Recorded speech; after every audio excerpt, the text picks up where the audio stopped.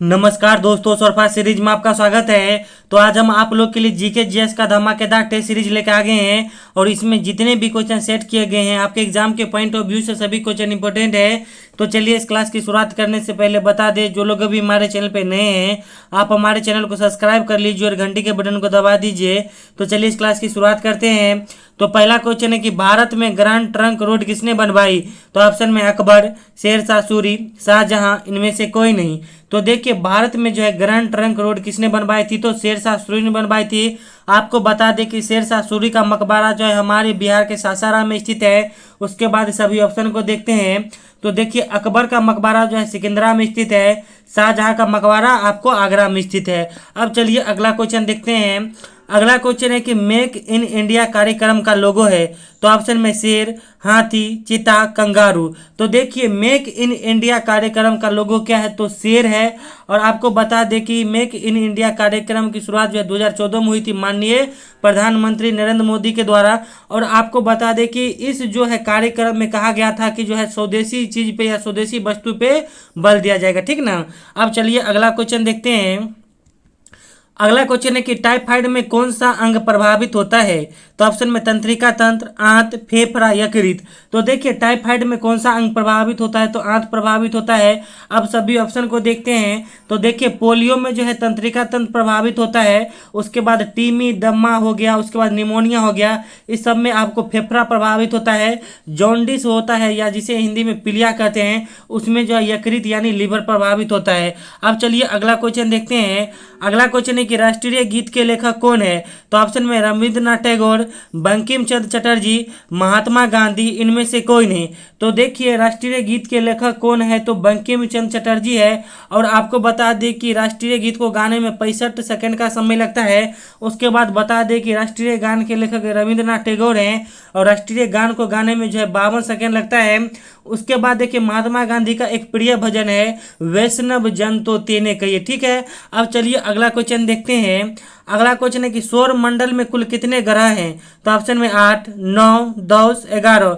तो देखिए सौर मंडल में कुल कितने ग्रह हैं? तो 8 ग्रह हैं, ठीक है। और आप लोग को बता दें कि इसमें इंपॉर्टेंट याद रखिएगा कि बुध ग्रह सबसे छोटा ग्रह है, मंगल ग्रह को लाल ग्रह कहते हैं और यहाँ पर जीवन की संभावना है। उसके बाद जो है शुक्र ग्रह को जो है शाम का तारा या सुबह का तारा कहा जाता है। बृहस्पति ग्रह सबसे बड़ा ग्रह है। उसके बाद देखिए शनि ग्रह में जो है वलय लगा हुआ है, ठीक ना। अब चलिए अगला क्वेश्चन देखते हैं। अगला क्वेश्चन है कि बंगाल का शोक किस नदी को कहा जाता है? तो ऑप्शन में कोसी नदी, दामोदर नदी, हुगली नदी, इनमें से कोई नहीं। तो देखिए बंगाल का शोक जो है दामोदर नदी को कहा जाता है। और आपको बता दें कि दामोदर नदी जो है बहुत प्रदूषित नदी है। उसके बाद देखिए कोसी नदी को जो है बिहार का शोक कहा जाता है, क्योंकि कोसी नदी के कारण ही बिहार में जो है प्रचंड बाढ़ आता है। उसके बाद देखिए कोलकाता जो है हुगली नदी के किनारे स्थित है। अब चलिए अगला क्वेश्चन देखते हैं। अगला क्वेश्चन है कि मैदानी भागों में किस मिट्टी का विस्तार पाया जाता है? तो ऑप्शन में जलोढ़ मिट्टी, काली मिट्टी, लेटेराइट मिट्टी, इनमें से कोई नहीं। तो देखिए मैदानी भागों में जो है जलोढ़ मिट्टी सबसे ज़्यादा पाया जाता है, क्योंकि मैदानी भागों में जो बाढ़ आता है तो वो अपने साथ जो है जलोढ़ मिट्टी को लेके आता है। और जलोढ़ मिट्टी जो है चावल की खेती के लिए सबसे ज़्यादा उपयुक्त है। उसके बाद देखिए काली मिट्टी जो है आपको कपास की खेती के लिए उपयुक्त है। लेटेराइट मिट्टी जो है आपको काजू की खेती के लिए यानी सूखा मेवा जितने भी है उसकी खेती के लिए लेटेराइट मिट्टी उपयुक्त होता है। अब चलिए अगला क्वेश्चन देखते हैं। अगला क्वेश्चन है कि किस जिला का जनसंख्या घनत्व सबसे अधिक है? तो ऑप्शन में समस्तीपुर, रोहतास, पटना, दरभंगा। तो देखिए किस जिला का जनसंख्या घनत्व सबसे अधिक है? तो पटना जिला का है। और आपको बता दें कि सबसे साक्षरता दर यानी सबसे शिक्षित जिला कौन है? तो रोहतास जिला है। और आपको बता दें कि पूसा कृषि जो विश्वविद्यालय का है तो समस्तीपुर में है। उसके बाद देखिए LNMU का है तो दरभंगा में है। अब चलिए अगला क्वेश्चन देखते हैं। अगला क्वेश्चन है कि मृत सागर में अधिकतम लवणता का कारण है? तो ऑप्शन में अधिकतम तापमान, न्यूनतम वर्षा, स्थिर जल, अधिकतम वाष्पीकरण। तो देखिए मृत सागर यानी शायद हम पिछले वीडियो में जीके जीएस में बताए थे कि सबसे ज़्यादा लवणता जो है मृत सागर यानी डेड सी में पाया जाता है। तो इसमें क्यों पाया जाता है इसका कारण आज पूछा है, ठीक है। तो देखिए इसका कारण है कि अधिकतम वाष्पीकरण, यहाँ यानी जो है वहाँ के पानी का अधिकतम वाष्पीकरण होता है। यानी मान लीजिए आप 1 लीटर समुद्र के पानी को आप खोलाइए और उसको बॉयल कीजिए, तो जब पानी वाष्प बन जाएगा तो नीचे क्या बैठेगा? नमक बैठेगा। यानी जो है मृत सागर में सबसे ज़्यादा जो है वाष्पीकरण होता है। अब चलिए अगला क्वेश्चन देखते हैं। अगला क्वेश्चन है कि मंगल ग्रह की कक्षा में जाने वाला प्रथम एशियाई देश कौन है? तो ऑप्शन में चीन, भारत, नेपाल, पाकिस्तान। तो देखिए मंगल ग्रह की कक्षा में जाने वाला प्रथम एशियाई देश कौन है? तो भारत है। और आपको बता दें कि भारत का जो है मंगल मिशन या मंगल अभियान कहिए, यह 2013 में लॉन्च हुआ था। अब चलिए अगला क्वेश्चन देखते हैं। अगला क्वेश्चन है कि पानी से भरी पाइप जमने पर फट जाती है क्योंकि ऑप्शन में जमने पर पाइप पतला हो जाता है, जमने पर पानी का आयतन घट जाता है, जमने पर पानी का आयतन बढ़ जाता है, इनमें से कोई नहीं। तो देखिए पानी से भरी पाइप जो जमने पर क्यों फट जाती है? क्योंकि पानी जब जमता है तो उसका जो है आयतन बढ़ जाता है। स्वाभाविक है कि जब ये आयतन बढ़ेगा तो वो जिस भी चीज़ में रहेगा उसको जो है फैलाएगा, ठीक है। तो जब ये प्लास्टिक का पानी रहे या बोतल रहे या फिर लोहा का भी रहता है तो उसको भी जो है फाड़ देता है, ठीक है। अब चलिए अगला क्वेश्चन देखते हैं। और आप लोगों को क्लास अच्छा लगता है तो प्लीज़ वीडियो को लाइक कीजिए, हमें सपोर्ट कीजिए, अपने दोस्तों में भी इस क्लास को शेयर कीजिए। अब अगला क्वेश्चन है कि शक संवत का अंतिम मास कौन है? तो ऑप्शन में चैत, फाल्गुन, अषाढ़, इनमें से कोई नहीं। तो देखिए शक संवत का अंतिम मास कौन है? तो फाल्गुन है। और शक संवत का प्रथम मास कौन है? तो चैत है। और शक संवत की शुरुआत किसने किया था? तो 78 ईस्वी में कनिष्क के द्वारा इसकी शुरुआत की गई थी। अब चलिए आगे बढ़ते हैं। और आगे बढ़ने से पहले बता दें कि हम आप लोग को जो है बिहार बीएड का स्पेशल नोट्स प्रोवाइड कर रहे हैं। देखिए इस बार कंपटीशन बढ़ गया है, 2 लाख से ज़्यादा स्टूडेंट ने फॉर्म भरा है। तो आप लोग कहीं से भी तैयारी में चूक नहीं कीजिए, आप लोग मेरा नोट्स जरूर ले लीजिए। ये मेरा नंबर है 70 50 38 71 42। आप इस पर बस छोटा सा अमाउंट 99 रुपया पेड करके पूरा जितने भी स्कोरिंग सब्जेक्ट है GK GS teaching aptitude Hindi का सभी स्पेशल नोट्स लेके जरूर तैयारी कीजिए। अब चलिए अगला क्वेश्चन देखते हैं। अगला क्वेश्चन है कि निम्न में कौन खून को जमाने में सहायक है?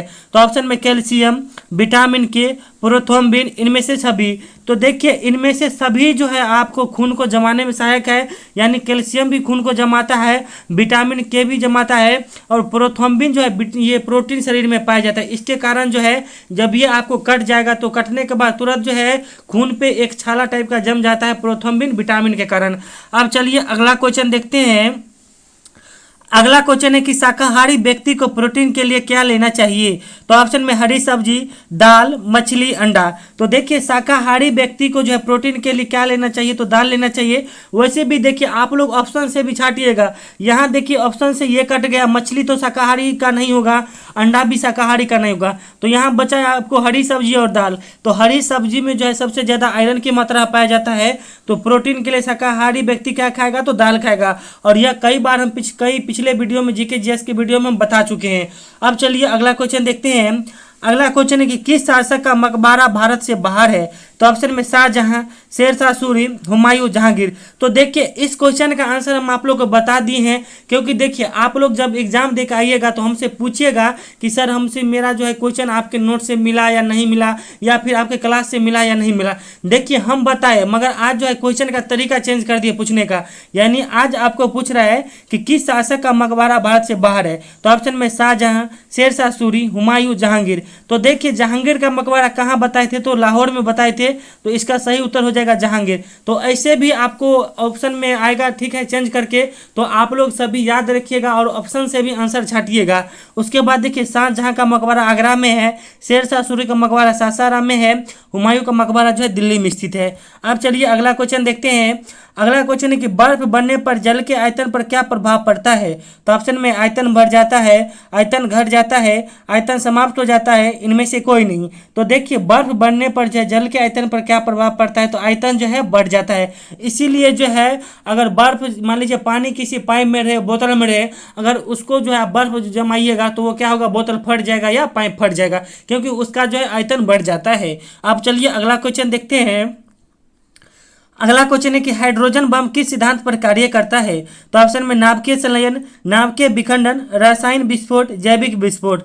तो देखिए हाइड्रोजन बम जो है नाभिकीय संलयन पर कार्य करता है। उसके बाद बता दें कि परमाणु बम जो है नाभिकीय विखंडन पर कार्य करता है। उसके बाद देखिए जब कभी युद्ध में जो है रासायनिक हथियार का प्रयोग किया जाता है तो वो रासायनिक विस्फोट के तहत किया जाता है। और अभी जो कोरोना विस्फोट क्या है? यह एक जैविक विस्फोट है। मान लीजिए यह अगर लैब में तैयार किया होगा, अगर मान लीजिए वायरस है, तब यह जैविक विस्फोट किया गया है। यह भी एक युद्ध के लिए तैयार किया जाता है, ठीक ना। अब चलिए अगला क्वेश्चन देखते हैं। अगला क्वेश्चन है कि विद्युत ऊर्जा को प्रकाश ऊर्जा में कौन बदलता है? तो ऑप्शन में पंखा, डायनेमो, बल्ब, इनमें से कोई नहीं। तो देखिए विद्युत ऊर्जा को जो है प्रकाश ऊर्जा में कौन बदलता है? तो कौन बदलता है? तो विद्युत ऊर्जा को प्रकाश ऊर्जा में आपको बल्ब बदलता है। अब सभी ऑप्शन को देखते हैं। तो देखिए पंखा क्या करता है? तो विद्युत ऊर्जा को यांत्रिक ऊर्जा में बदलता है। डायनेमो जो है यांत्रिक ऊर्जा को विद्युत ऊर्जा में बदलता है। अब चलिए अगला क्वेश्चन देखते हैं। अगला क्वेश्चन है कि निम्न में कौन कालिदास की रचनाएं हैं? तो ऑप्शन में ऋतुसंहारम, मेघदूत, अभिज्ञान शाकुंतलम, इनमें से कोई नहीं। तो देखिए इनमें से जो है ऋतुसंहार की कालिदास की रचनाएं कौन हो जाएगा?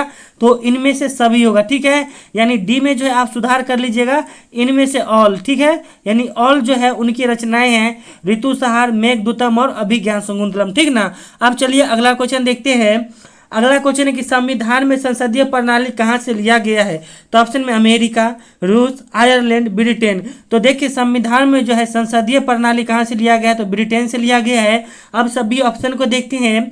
तो देखिए अमेरिका से क्या लिया गया है? तो मौलिक अधिकार लिया गया है। मौलिक कर्तव्य रूस से लिया गया है। और नीति निर्देशक तो जो है आयरलैंड के संविधान से लिया गया है। अब चलिए अगला क्वेश्चन देखते हैं। अगला क्वेश्चन है कि निम्न में कौन आंदोलन गांधी जी से संबंधित है? तो ऑप्शन में चंपारण आंदोलन, असहयोग आंदोलन, सविनय अवज्ञा आंदोलन। तो देखिए चंपारण आंदोलन भी गांधी जी से संबंधित है, असहयोग आंदोलन भी गांधी जी से संबंधित है और सविनय अवज्ञा आंदोलन भी गांधी जी से संबंधित है। तो इसका सही उत्तर क्या हो जाएगा? इनमें से सभी हो जाएगा। अब चलिए अगला क्वेश्चन देखते हैं। अगला क्वेश्चन है कि हड्डी किसका बना होता है? तो ऑप्शन में कैल्शियम, फास्फोरस, उपयुक्त दोनों, इनमें से कोई नहीं। तो देखिए हड्डी जो है किसका बना होता है? तो उपयुक्त दोनों, यानी कैल्शियम और फास्फोरस का बना होता है। आपको कैल्शियम और फास्फोरस की कमी के कारण जो है बुढ़ापा में हड्डी कमजोर हो जाता है। अब चलिए अगला क्वेश्चन देखते हैं। अगला क्वेश्चन है कि विटामिन ए की कमी से कौन सा रोग होता है? तो ऑप्शन में रतौंधी, बेरी, स्कर्वी रोग, जनन क्षमता में कमी। तो देखिए विटामिन ए की कमी से जो है रतौंधी रोग होता है। विटामिन बी की कमी से बेरी रोग होता है। विटामिन सी की कमी से स्कर्वी रोग होता है। और विटामिन ई की कमी से जो है जनन क्षमता में कमी यानी बांझपन होता है, ठीक ना। अब चलिए अगला क्वेश्चन देखते हैं। अगला क्वेश्चन है कि किस ग्रह के चारों ओर वलय लगा हुआ है? तो ऑप्शन में शुक्र ग्रह, मंगल ग्रह, बृहस्पति ग्रह, शनि ग्रह। तो देखिए किस ग्रह के चारों ओर वलय लगा हुआ है? तो शनि ग्रह के चारों ओर वलय लगा हुआ है, इसलिए जो है शनि ग्रह को तैरने वाला ग्रह भी कहा जाता है। शुक्र ग्रह को जो है वीनस की देवी या शाम का तारा या सुबह का तारा कहा जाता है। मंगल ग्रह को लाल ग्रह कहा जाता है और बृहस्पति ग्रह सबसे बड़ा ग्रह है, ठीक ना। अब चलिए अगला क्वेश्चन देखते हैं।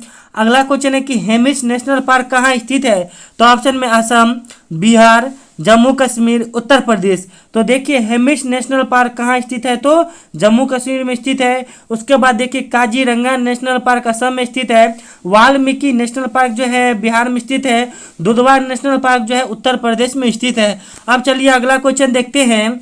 अगला क्वेश्चन है कि चावल में किसकी प्रचुर मात्रा है? तो ऑप्शन में प्रोटीन, विटामिन, कार्बोहाइड्रेट, इनमें से कोई नहीं। तो देखिए चावल में किसकी प्रचुर मात्रा होती है? तो कार्बोहाइड्रेट की मात्रा होती है। उसके बाद देखिए सोयाबीन के दाना में सबसे ज़्यादा जो है प्रोटीन की मात्रा पाई जाती है। उसके बाद देखिए विटामिन सभी फलों में या सभी पदार्थों में अलग अलग मात्रा में होती है। अब चलिए अगला क्वेश्चन देखते हैं। अगला क्वेश्चन है कि भारतीय जनता पार्टी का चुनाव चिन्ह क्या है? यानी बीजेपी का चुनाव चिन्ह क्या है? तो ऑप्शन में पंजा, कमल, लालटेन, तीर। तो देखिए भारतीय जनता पार्टी का चुनाव चिन्ह क्या है? तो कमल छाप है। उसके बाद देखिए भारतीय राष्ट्रीय कांग्रेस का चुनाव चिन्ह क्या है? तो पंजा है। आरजेडी यानी जो है राष्ट्रीय जनता दल का क्या है? तो लालटेन है। उसके बाद जेडीयू का चुनाव चिन्ह क्या है? तो तीर है। अब चलिए अगला क्वेश्चन देखते हैं। अगला क्वेश्चन है कि बिहार विधानसभा में विपक्ष के नेता कौन है? तो ऑप्शन नीतीश कुमार, मंगल पांडे, तेजस्वी यादव, इनमें से कोई नहीं। तो देखिए बिहार विधानसभा में विपक्ष के नेता कौन है? तो तेजस्वी यादव जी है। और बिहार विधानसभा में सत्ता पक्ष के नेता कौन है? तो नीतीश कुमार है। उसके बाद देखिए बिहार के स्वास्थ्य मंत्री कौन है? तो मंगल पांडे जी है। अब चलिए अगला क्वेश्चन देखते हैं। अगला क्वेश्चन है कि वायुमंडल में सबसे ज़्यादा कौन सी गैस है? तो ऑप्शन में nitrogen, oxygen, carbon dioxide, hydrogen. तो देखिए वायुमंडल में सबसे ज़्यादा कौन सी गैस है? तो नाइट्रोजन है। यह कितना है? तो 78% पाया जाता है। ऑक्सीजन जो है 21% पाया जाता है। और ये जो है कार्बन डाइऑक्साइड 0.03% पाया जाता है। और हाइड्रोजन जो है 0.001% पाया जाता है। अब चलिए अगला क्वेश्चन देखते हैं। अगला क्वेश्चन है कि संवैधानिक उपचारों का अधिकार किस अनुच्छेद में है? तो ऑप्शन में अनुच्छेद 17, अनुच्छेद 32, अनुच्छेद 48, अनुच्छेद 280। तो देखिए संवैधानिक उपचारों का अधिकार कहाँ है? तो अनुच्छेद 32 में है। और संवैधानिक उपचार को अधिकार को जो है डॉक्टर भीमराव अंबेडकर ने जो है संविधान की आत्मा कहा है। उसके बाद देखिए छुआछूत की अंत की बात किस अनुच्छेद में कही गई है? तो अनुच्छेद 17 में कही गई है। उसके बाद देखिए कृषि और जो है पशुपालन की चर्चा अनुच्छेद 48 में है। उसके बाद देखिए वित्त आयोग की गठन की बात किस ये अनुच्छेद में कही गई? तो अनुच्छेद 280 में। अब चलिए अगला क्वेश्चन देखते हैं। अगला क्वेश्चन है कि गणपति उत्सव किसने शुरू किया था? तो ऑप्शन में महात्मा गांधी, बाल गंगाधर तिलक, डॉक्टर राजेंद्र प्रसाद, इनमें से कोई नहीं। तो देखिए गणपति उत्सव किसने शुरू किया था? तो बाल गंगाधर तिलक ने शुरू किया था। उसके बाद देखिए आपको बता दें कि गणपति उत्सव में जो है युवाओं को संग्रह किया जाता था तथा उसको जो है युद्ध का प्रशिक्षण दिया जाता, ठीक है। तो उसी को जो है आगे मनाने के लिए अब उसको त्योहार के रूप में मनाया जाता है। उसके बाद देखिए महात्मा गांधी जो है अहिंसा के समर्थक थे। उसके बाद देखिए डॉक्टर राजेंद्र प्रसाद का समाधि स्थल कहाँ? तो महाप्रयाण घाट है। अब चलिए अगला क्वेश्चन देखते हैं। अगला क्वेश्चन है कि ये जो है राजनीतिक पार्टी को चुनाव चिन्ह कौन देता है? तो ऑप्शन में निर्वाचन आयोग, राज्य सरकार, केंद्र सरकार, जनता। तो देखिए राजनीतिक पार्टी को जो है चुनाव चिन्ह कौन देता है? तो निर्वाचन आयोग देता है। और आपको बता दें कि निर्वाचन आयोग की चर्चा अनुच्छेद कितने में है? तो 324 में है। अब चलिए अगला क्वेश्चन देखते हैं। अगला क्वेश्चन है कि महाप्रयाण घाट किसका समाधि स्थल है? तो ऑप्शन में इंदिरा गांधी, राजीव गांधी, डॉक्टर राजेंद्र प्रसाद, महात्मा गांधी। तो देखिए महाप्रयाण घाट किसका समाधि स्थल है? जैसा कि ऊपर बताए हैं डॉक्टर राजेंद्र प्रसाद की समाधि स्थल है। उसके बाद देखिए शक्ति स्थल जो इंदिरा गांधी की समाधि स्थल है, वीर भूमि राजीव गांधी की समाधि स्थल है, और राजघाट जो है महात्मा गांधी की समाधि स्थल है। और आप देखिए आपको बता दें कि आप लोग इसमें जरूर 40 में कितना आपको मार्क आता है, तो आप लोग हमें कमेंट करके जरूर बताइएगा, क्योंकि देखिए आपको टेस्ट सीरीज से आपका जो है तैयारी पूरा बिल्डअप होगा। तो इसीलिए आप लोग रेगुलर अपने तैयारी में बने रहिए और टेस्ट सीरीज में कितना मार्क आया हो आप हमें कमेंट करके जरूर बताइए। और हम सभी स्टूडेंट के कमेंट का फीडबैक देते हैं। और आप अपने तैयारी को बेहतर बनाने के लिए मेरा नोट्स जरूर लीजिए, क्योंकि हम छोटा सा अमाउंट ले रहे हैं और 99 रुपया बहुत ही छोटा सा अमाउंट है, ठीक है। इससे आपको भी कुछ भी फर्क नहीं पड़ने वाला है। अब चलिए अगला क्वेश्चन देखते हैं। अगला क्वेश्चन है कि किस राज्य की राजभाषा अंग्रेजी है? तो ऑप्शन में बिहार, पंजाब, गुजरात, नागालैंड। तो देखिए किस राज्य की राजभाषा अंग्रेजी है? तो ये नागालैंड की जो है राजभाषा अंग्रेजी है। उसके बाद देखिए बिहार की 2 राजभाषा है, एक तो है पहली राजकीय भाषा हिंदी और दूसरी राजकीय भाषा उर्दू है। पंजाब की राजकीय भाषा पंजाबी है। गुजरात की राजकीय भाषा क्या है? तो गुजराती है। अब चलिए अगला क्वेश्चन देखते हैं। अगला क्वेश्चन है कि निम्न में कौन प्राथमिक उपभोक्ता है? तो ऑप्शन में खरगोश, बकरी, हिरन, इनमें से सभी। तो देखिए जितने भी जीव अगर घास फूस खाता है वह प्राथमिक उपभोक्ता के अंतर्गत आता है, यानी उत्पादक को जो भी जीव खाते हैं वो प्राथमिक उपभोक्ता कहलाते हैं। देखिए खरगोश भी घास फूस खाता है, बकरी भी घास फूस खाता है और हिरन भी घास फूस खाता है, यानी इनमें से सभी हो जाएगा प्राथमिक उपभोक्ता। अब चलिए अगला क्वेश्चन देखते हैं। अगला क्वेश्चन है कि रक्त की प्रकृति कैसी होती है? तो ऑप्शन में अम्लीय, क्षारीय, उदासीन, इनमें से कोई नहीं। तो देखिए रक्त की प्रकृति कैसी होती है? तो क्षारीय होती है, क्योंकि रक्त का पीएच मान कितना होता है जी? तो 7.4 होता है। अब चलिए अगला क्वेश्चन देखते हैं। अगला क्वेश्चन है कि वेदों की संख्या कितनी है? तो ऑप्शन में 2, 3, 4, 5। तो देखिए वेदों की संख्या कितनी है? तो 4 है। कौन कौन? ऋग्वेद, यजुर्वेद, सामवेद, अथर्ववेद। आपको बताए हैं कि ऋग्वेद से जो है गायत्री मंत्र लिया गया है और ऋग्वेद से ही संस्कृत भाषा लिया गया है। उसके बाद यजुर्वेद में जो है कर्मकांड की चर्चा है, सामवेद में संगीत की चर्चा है, अथर्ववेद में जो है जादू टोना और वशीकरण की चर्चा है। आप चलिए अगला क्वेश्चन देखते हैं। अगला क्वेश्चन है कि राष्ट्रीय खेल दिवस कब मनाया जाता है? तो ऑप्शन में 29 अगस्त, 1 दिसंबर, 22 मार्च, 22 अप्रैल। तो देखिए राष्ट्रीय खेल दिवस जो है 29 अगस्त को जो है मेजर ध्यानचंद जी के जयंती पे मनाया जाता है। उसके बाद देखिए एड्स दिवस जो है 1 दिसंबर को मनाया जाता है। जल दिवस 22 मार्च को मनाया जाता है। पृथ्वी दिवस जो है 22 अप्रैल को मनाया जाता है। अब चलिए अगला क्वेश्चन देखते हैं। अगला क्वेश्चन है कि राज्यपाल की नियुक्ति कौन करता है? तो ऑप्शन में प्रधानमंत्री, राष्ट्रपति, मुख्यमंत्री, इनमें से कोई नहीं।